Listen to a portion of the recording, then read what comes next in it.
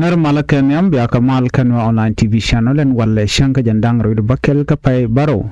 ron kin dang ro udi jandang ro bakel banar wach katin lat karodian kama shul community kan kuma South Sudan ka kwi dabn kenden content kanka kitin tat ka company teleka ngaitin take a warning mi tikana top kam kana kuma South Sudan jan bana ko na gwasame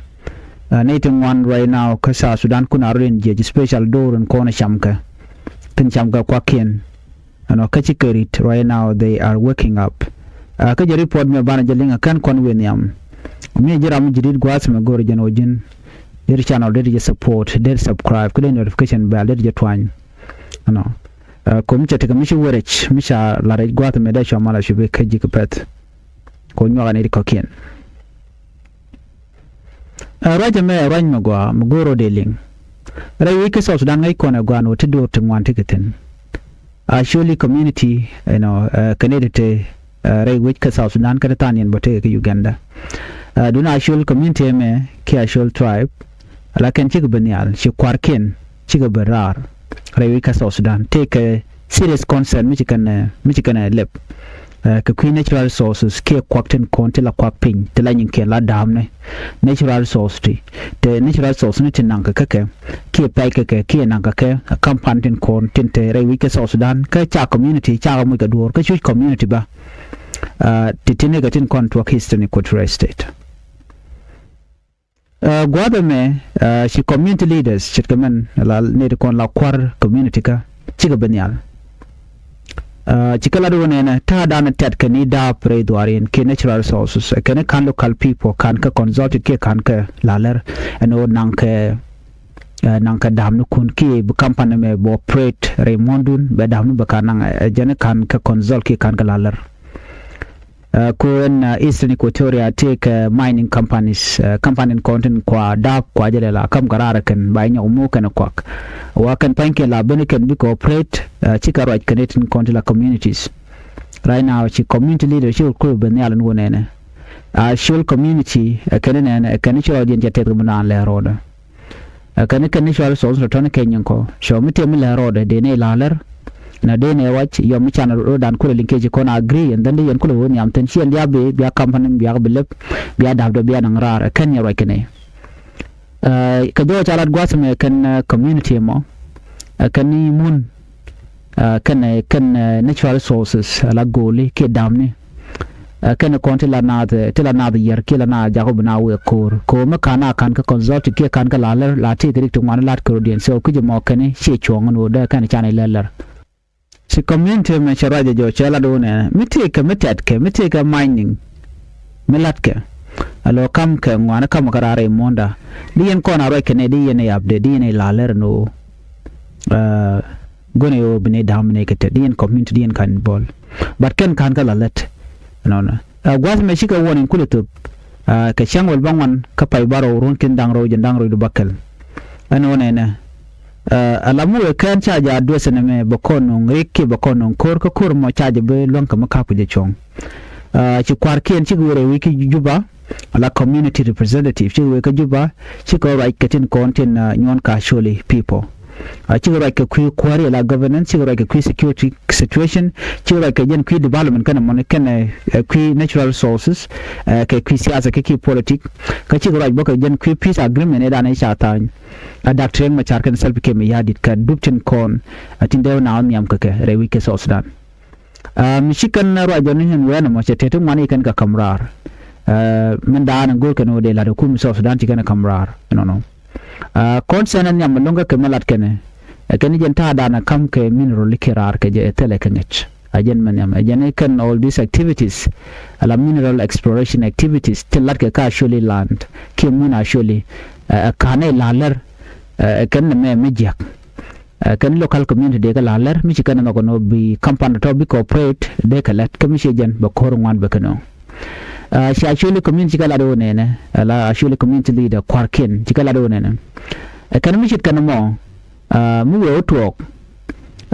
ki mu to ga kan la ne kan lar ko ne ko la actually community ti lo da de to jan go de kon na roch mi chana cooperate ke cha da lingin dan de yen kula we re lan kun gwada me chikala ro ne na kan traditional leader kan local resident ne content wena mo kan ne content mun ani mi la ro da mo company be yo be goal keliat be kamrar special ko natural Sudan te ke goal jene goro je gwano de ne ti de ko kona lar ka report an jikana lan kan shi chuong me ba da mu ko banana ka chana lar ke china roch na mo la ri wala ka no lan tung wala ka yere ko en mun mo dung actual community goro je no de ne lar ta lar ke nam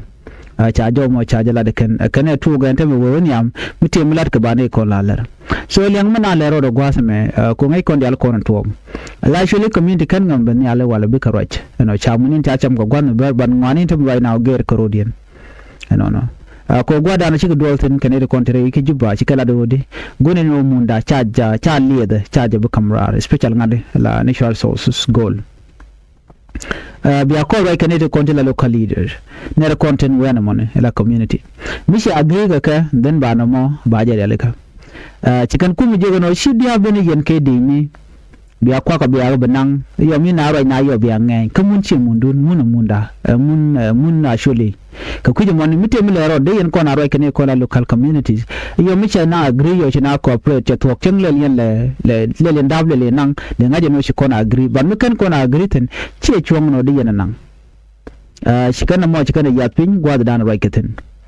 kanin decision ba kwa jako bito wena mo ba to go juba biko la ne kan ne konde konti la shole community ne re monda kisuni ko tura kan shi chung anyok ne chine benefit ka kan dam ko la nan ka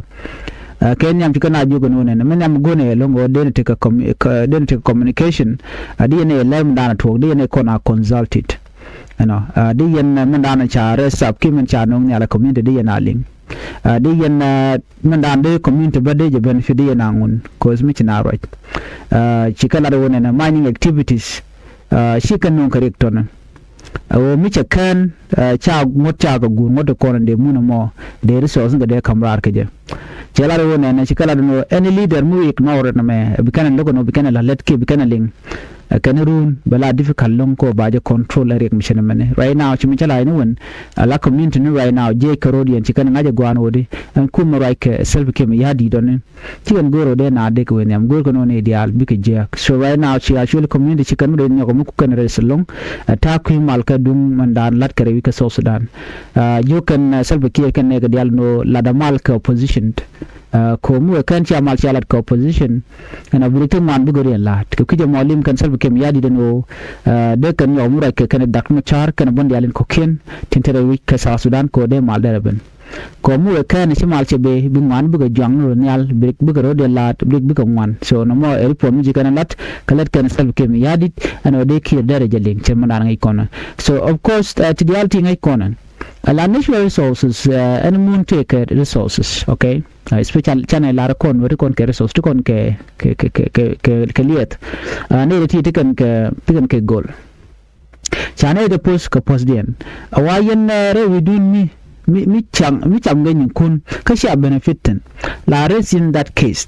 chini ma shares tam actual community and go chi chongo de kwa ka de ka cham ka tel mi dinne tan chi community ni ken ke leader ken chi ka juba chi ka right kala na me chi chong ko rum we temuto kan de kon la local use be ka nyi ke de nya access video ken security organic content wenmo tila nan ka company la mining company la we ken ke de ni ke de jare la ka to kwa company kwa jelo gang rum ga nyi ga local use na mo charge mo mo kwa de control so kujema gorje no be community be kan kona corporate bugoro ling kanete kon la ji company ka ke gwa dana beten mi na ling cha gwa cha laro mi gwa cha tok bugu chu operate normally but no ka ben ka dob dien mi gor kane jala ken no belari mi dit chana example kan be unity state take a liet right liet na liet mo nga ku benefit na chiji we chicken benefit la kan jali ba ko bana na ka juba wane de content la indigenous tin kula take resources tin take natural resources tel mi jikan changa kel ka kan tele ka say tele ka rate chenga kel kala gwano ran beriada ko dundu amundu so mite mi lero be dilte chilmo ba company bo operate but tini kamanda nan dong de jek neten content wenama ko liye de dun en dia la to ban mi ke ben ke yene konti ke lan la yana go no local community bi ko te ngaitin ka binarin ko nin kenyam mi na ling den cha to bi ken mandalet ken bi ken la so na me jen tandan to la community ngaje jeno mon kuna te gaye tiken ke resources tiken ke kwak to go to de benefit ke de yim gwa de ne jekten che mata actual community chi barar ta me ano chi kan go no ba mundien ba jete lora ba ngate ga da mun ngaten ke chi kan benefit kan e konti la community ka na me very concerning so na biate mal ban jiga another report